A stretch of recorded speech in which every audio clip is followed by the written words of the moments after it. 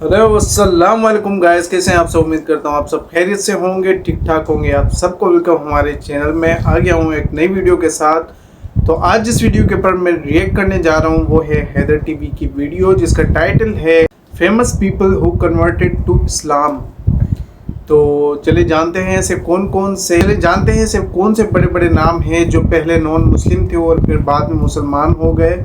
और वीडियो काफ़ी इंटरेस्टिंग होने वाली है। काइंडली हमारे वीडियो को लाइक कीजिएगा, जुड़े रहिएगा वीडियो के साथ। चलें वीडियो स्टार्ट करते हैं। तो क्या आप जानते हैं कि इंडिया की सबसे ब्लॉकबस्टर मूवी केजीएफ के सबसे खतरनाक विलेन गरौड़ा हिंदू मजहब से मस्जिद तक कैसे पहुंच गए, और क्या हुआ जब एक ख्वाब देखकर चर्च के पादरी ने अपने समेत 10,000 लोगों को कलमा पढ़कर मुसलमान कर दिया। प्लस किस तरह मुसलमानों को दहशतगर्द समझने वाला एक हिंदू लड़का खुद कलमा पढ़कर मुसलमान हो गया था।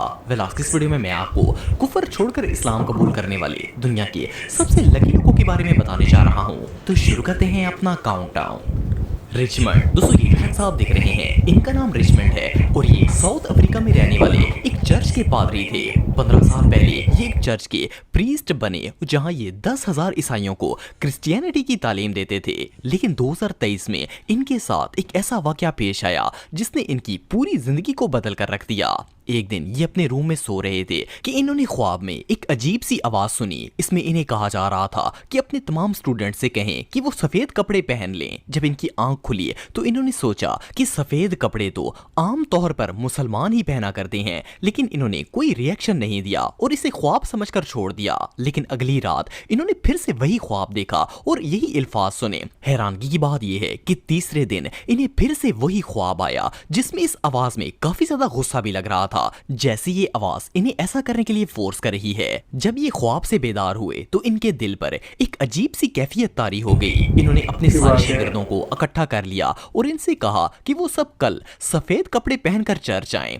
इस्लाम के बारे में इब्राहिम ने पहले सुन तो रखा था, लेकिन इस ख्वाब ने इनका दिल इस हद तक बदल दिया था कि जब सुबह इनके 10,000 शागिर्द सफेद कपड़े पहनकर इनके सामने हाल में खड़े हुए तो रिचमंड ने बेसाख्ता इन सब से कहा कि वो चाहते हैं कि इन समेत वो सब लोग भी कलमा पढ़कर मुसलमान हो जाएं। आप बिलीव नहीं करेंगे कि इनके सामने खड़े उन तमाम ईसाइयों में से किसी एक ने भी कोई सवाल नहीं किया और अपने पादरी के पीछे कलमा शहादत पढ़कर सारे के सारे लोग मुसलमान हो गए। वली अल्लाह की कुदरती थी कि ना सिर्फ इब्राहिम बल्कि 10,000 स्टूडेंट किसी को बताए, पूछे या सोचे समझे बगैर ही इस्लाम कबूल करने पर आमादा हो गए। इवन इस नेक काम को सरंजाम देने के बाद इन्होंने अपना नाम इब्राहिम रख लिया और मक्का मुकरमा में हज करने के लिए भी आ गए। इब्राहिम के मुताबिक ये एक मौजज़ा था जिसे अल्लाह ताला ने इनके ऊपर सादर किया और ये सारे के सारे अपने स्टूडेंट समेत मुसलमान हो गए और अल्हम्दुलिल्लाह ये आज भी इस्लाम के दामन में है। इससे अल्लाह हिदायत दे, उसे कोई गुमराह नहीं कर सकता बेशक। तो इन 10,000 लोगों की भी इसी के हाथों लिखी हुई थी हिदायत। सुभान अल्लाह। This is the truth. I've got to go. With or without, my people have got to go. I'm following Islam.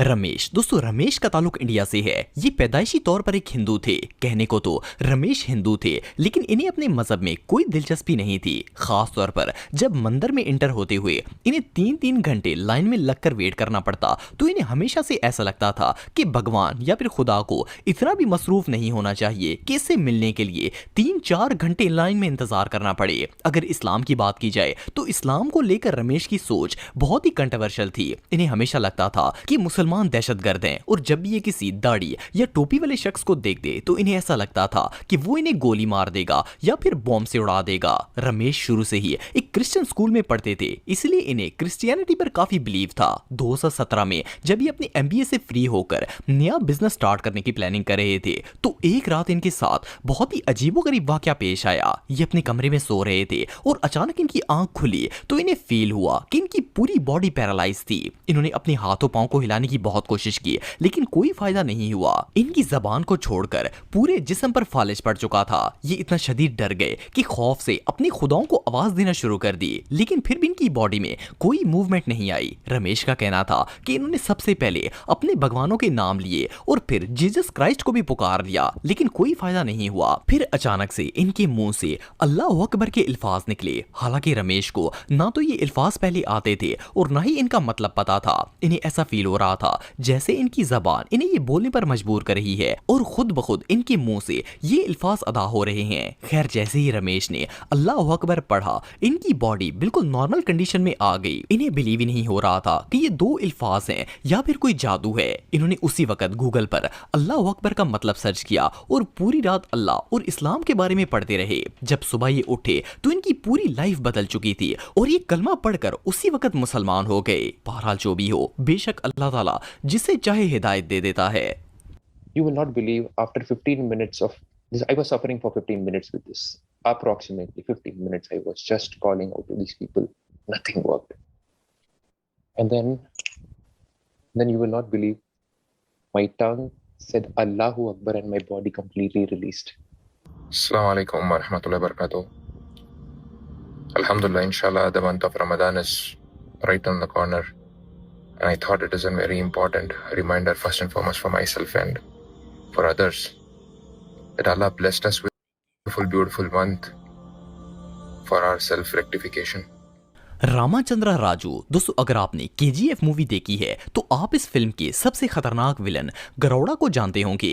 KGF में विलन का ये रोल रामाचंद्रा राजू नामी एक एक्टर ने प्ले किया था। KGF के अलावा भी राजू बहुत सी ब्लॉकबस्टर साउथ इंडियन मूवीज में काम कर चुके हैं, जिनमें सलार, बदावा और भला थंद्रा वगैरह शामिल हैं। आपको जानकर हैरानगी होगी कि रामाचंद्रा असल में एक्टर थे ही नहीं, बल्कि ये KGF फिल्म के हीरो यश के ड्राइवर और बॉडीगार्ड थे। फिल्म के डायरेक्टर ने इनकी पर्सनैलिटी की वजह से इन्हें फिल्म में विलन का रोल दे दिया था और इन्होंने अपनी जबरदस्त एक्टिंग से मूवी में कमाल कर दिखाया था। वैसे तो राम मजहबी एतबार से एक हिंदू घर से ताल्लुक रखते हैं, लेकिन इसी साल रमजान के महीने में इनकी एक वीडियो सोशल मीडिया पर वायरल हुई जिसमें ये मस्जिद गए हुए थे और इन्होंने बाकायदा कमीज शलवार और सर पर टोपी भी पहनी हुई थी। ये ना सिर्फ मस्जिद के इमाम और सारे मुसलमानों से मिल रहे थे, बल्कि मुसलमानों ने इनका बाकायदा इस्तकबाल करके इनके सर पर रुमाल भी बांध दिया। सोशल मीडिया के मुताबिक तो इन्होंने इस्लाम कबूल कर लिया है, लेकिन इन्होंने बाकायदा इस बात का कोई ऐलान वगैरह नहीं किया। बहरहाल जो भी हो, मुस्लिम आउटफिट में तो इनका पूरा का पूरा कैरेक्टर ही बदल गया है।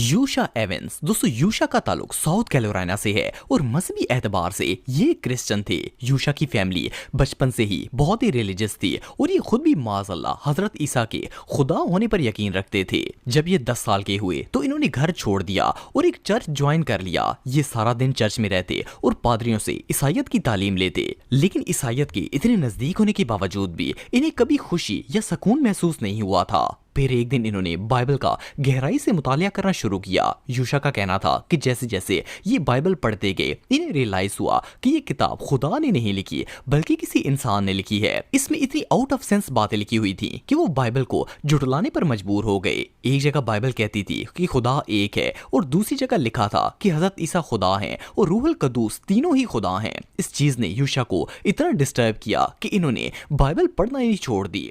The Bible does not teach the Trinity. Jesus did not teach the Trinity. And the Bible is not an inerrant book.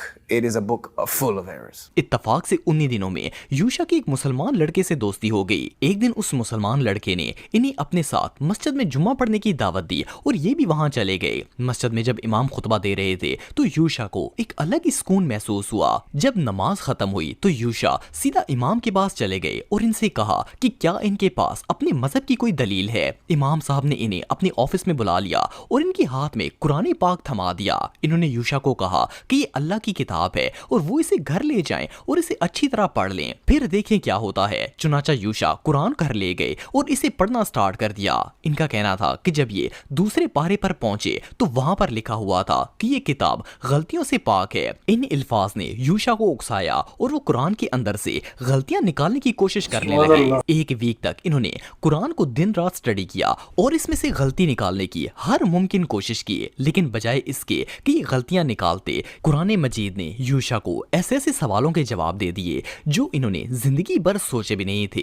खैर, कुरान मजीद से गलतियां निकालते निकालते इन्होंने कुरान मजीद को ही सामने रखकर कलमा पढ़ लिया। अगले फ्राइडे जब यूशा दोबारा मस्जिद गए तो वो इस बार एक मुसलमान की हैसियत से नमाज अदा कर रहे थे। अल्हम्दुलिल्लाह यूशा को इस्लाम कबूल किए आज 30 साल गुजर चुके हैं और अल्हम्दुलिल्लाह ये आज भी इस दीन हक पर कायम है। Allah gives anything He wants. He is Al-Ghani. He can give you without thought, without taking anything from His dominion. I accepted Islam when I was 18 years old. And ever since then, I've always tried to make it my goal to help as many.